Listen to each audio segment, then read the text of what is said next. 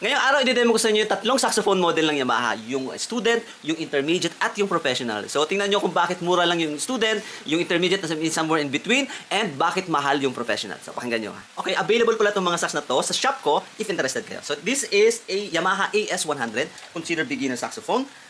Magaan, sobrang gaan ito, bagay na bagay sa mga bata. And also, wala siyang F sharp, no? Kaya siya magaan din.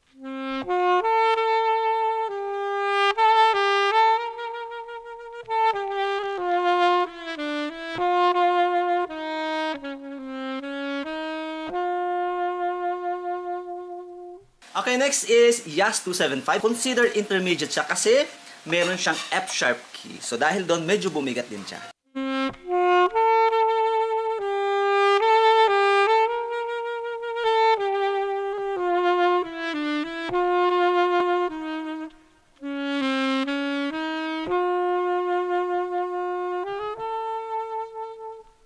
Okay, this is a Yas 62 professional model ng Yamaha. So, ito yung medyo mabigat siya compared doon sa dalawa. So, try natin.